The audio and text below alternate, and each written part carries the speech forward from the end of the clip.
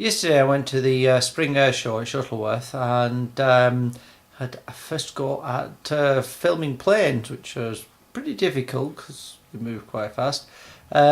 Here are some of the best bits and my better shots. Excuse me, every now and then I might lose a few papers and hesitate in mid-sentence.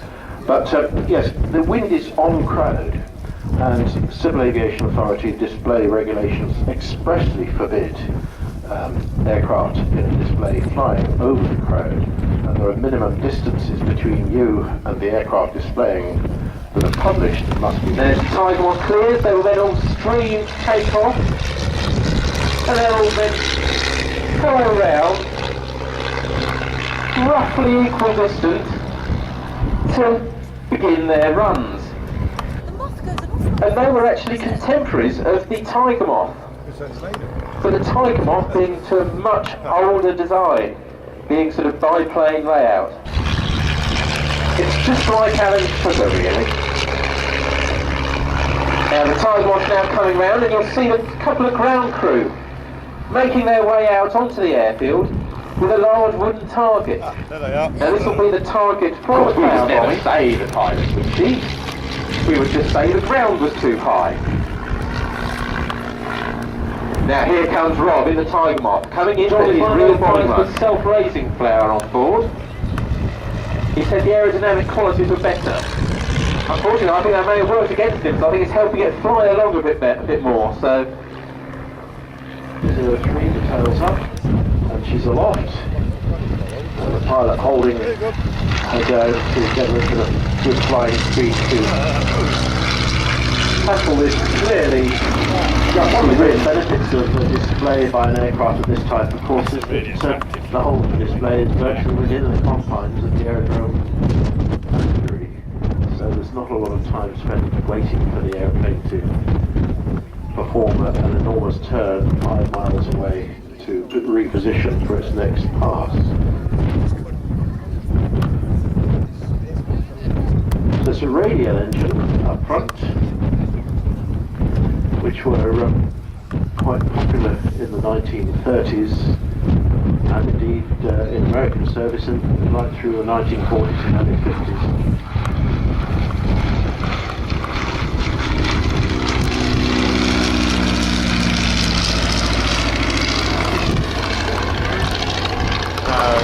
I didn't give that chance to. Unique in my experience of air displays is this bend that allows the pilot to display the upper surfaces of his aircraft as he flies past us.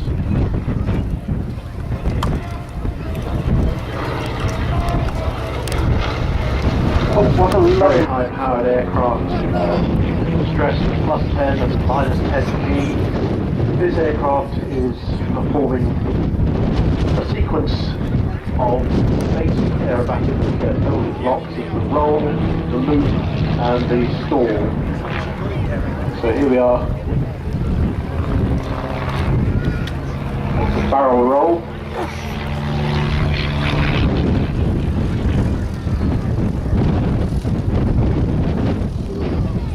But again, this sparkling air.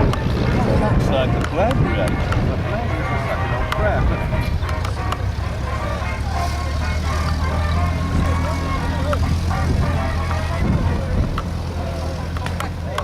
No, I haven't got enough signal. What was that one?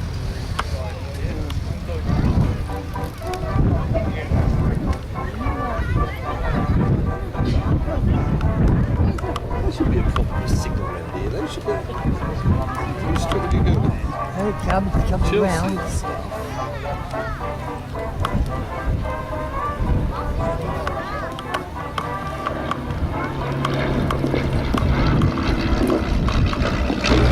Hold up the hut starter, and just getting aloft is a VB168 Moth. Sorry, I'm a little nonplussed because I'm not quite sure what the order is of This guy's great, isn't he? Due to the weather conditions, things are being substituted for others. But let's return to the Polikarpov. And we have with us a distinguished guest, the Russian Air Attaché, Colonel Mikhail Klimuk. He's Russian air attaché in London, and he's visiting us here today together with his wife and children and his son. And we'd like to wish you a very warm welcome. And Colonel, we would like to for prepare this plane and who are working to rebuild it. Thank you very much, and we will see how it flies. Oh, yes. Thank you very much, Colonel. Good luck. Getting better at it, aren't I? Oh, John's in the middle. Look at my previous one. Are you taking We the have mic a, early on, Paul? That was another sky shot, that one. A lot. I've got lots of shots of the sky as well. Thank you, Colonel. I'm trying to get more planes in my shot. And, this aircraft is a product of the Howland Aircraft And of Company, course you can zoom in, based can't you? Look. then in North London at Stag Lane, See what I mean? and was one of the very successful series of Moth. Yeah, biplanes. that's where we... Oh. No, I think that was the sky shot. Now, during the First World War, which Yes, I think lasted I'm from taking it, 1914 to 1918, we didn't have such things as fighter aircraft, we had scouts. And SE5 stands for Scout Experimental 5. It was a product of the design at Farnborough, the Royal Aircraft Establishment, and is a complete example of one of the finest scouts or fighter aircraft of the First World War. It's powered by an engine built by one of those very proud but now sadly defunct British engineering companies. The situated on top of the upper wing and required the pilot to change the ammunition drum in flight, which required it's the almost pilot to stalling, stand up, isn't it? hold the stick between his knees, wrestle with the empty drum and replace that with a full drum of ammunition. So here comes the SE5A into land. A nice gentle turn to the right onto a heading of 07. This short strip. A little bit of a bounce, but well controlled and coming to a halt safe.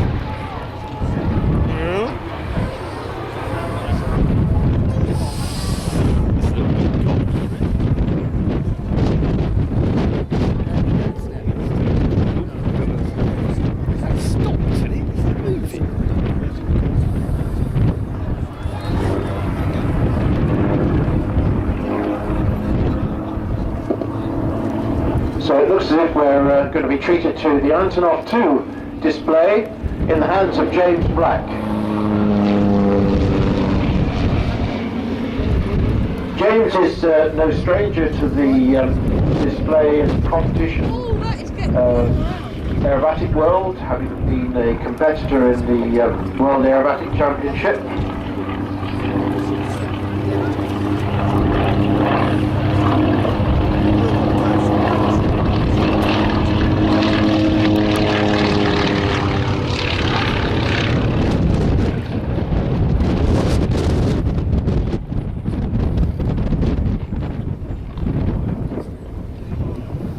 I've got a spare set of batteries, by the way, this is unused. This just knows what I'm doing. Zooming out. The batteries.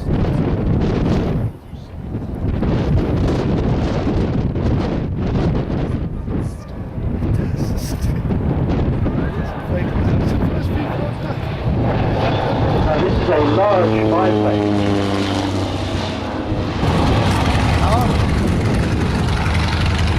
A nicely executed line abreast loop there by the Yak 50 and Yak 52, and just starting up now with the aid of the upstart taken turn. But getting aloft now is our star of the show today, the Polikarpov PO2 biplane in the hands of John Bailey,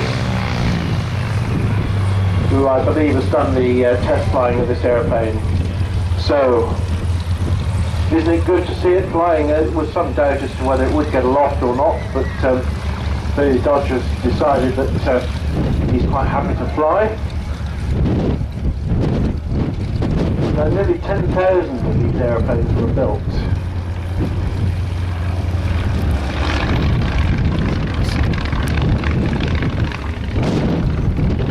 Where did that one go? That doesn't sound very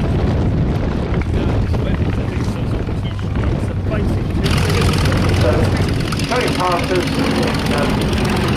by the west.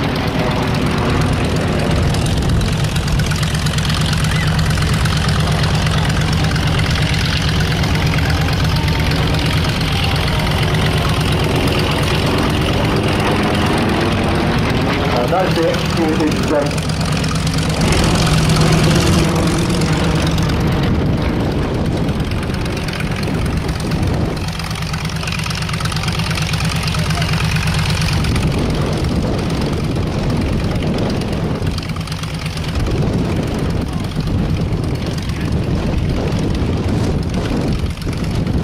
Water flow to the left.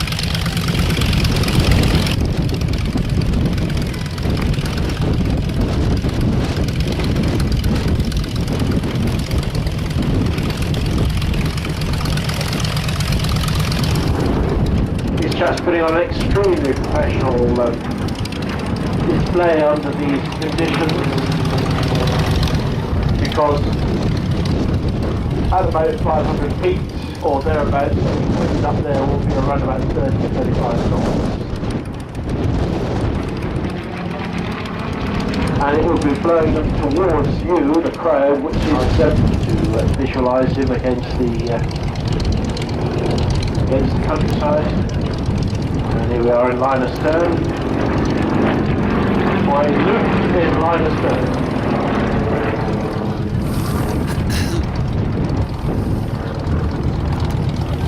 And very nice and tidy.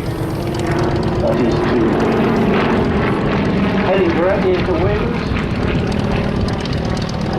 That's going to be fun, Paul. Oh, wow. That's got to be fun. Barrel rolls from the bikes check quite off good the at turn filming bikes. Enjoy as they yours. fly in line astern with smoke now pop. Motorbike. Ali's husband's got a pilot licence, hasn't he?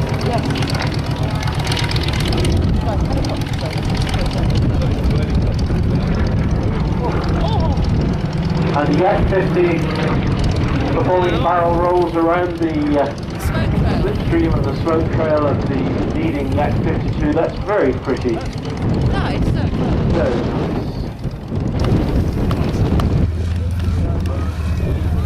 How good are these biplanes at flying? You know, it did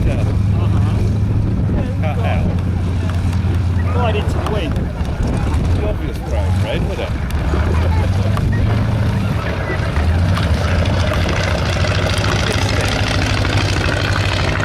Sky again.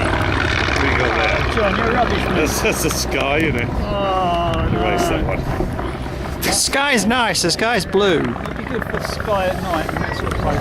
So it was designed in Doing planes. 1927. Patrick Moore would be very It didn't fly terribly well, so modifications were permitted, This has got a and the aircraft that emerged was far, far more successful.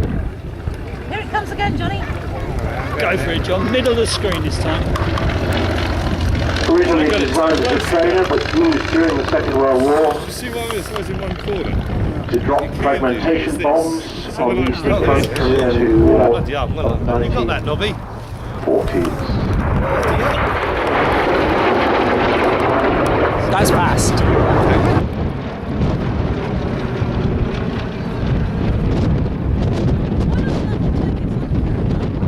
It accompanied the Spitfire, of course, the Hurricane, or the brunt of the German onslaught during the days of 1939 in northern France, and then latterly in 1940 over the skies of in the skies over southeastern England in the Battle of Britain. A single-seat monoplane development of the earlier biplane Hawker fighters such as the Fury and the Nimrod and the Audax, powered by a Rolls-Royce Merlin. The Hurricane was an instant success, a very stable gun platform, good visibility, and a reasonable turn speed. So off to the left, Hurricane, and off to the right, the Lysander.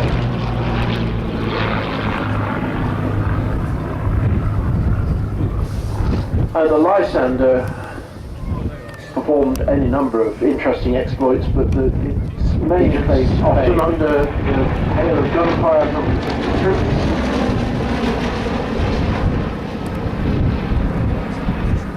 And the container you can see underneath the aircraft housed, amongst many other things, machine guns to be passed on to the partisans and to the resistance fighters.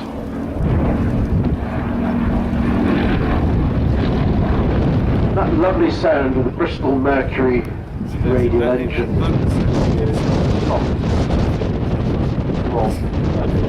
Lovely, lovely sound.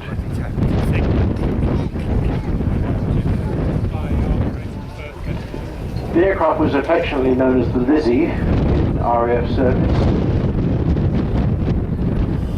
Joined the RAF in 1938.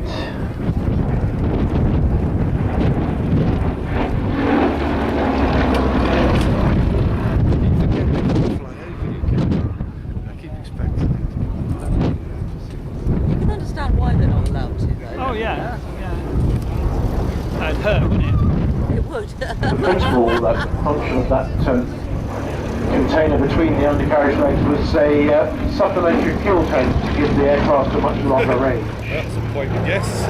Oh, look, I didn't that there, did I? Training machine guns, 2 of which were fixed in the wheel spats and 2 which were in the rear cockpit. Nope. There goes the Hurricane. And that lovely distinctive Rolls-Royce Merlin sound.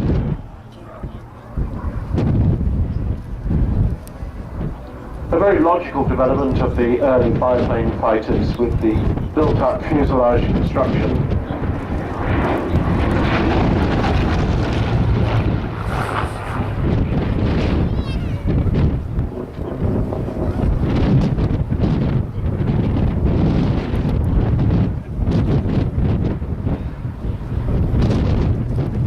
So these Sea Hurricanes were used by the Royal Navy on catapult ships and catapult aircraft merchant camp ships to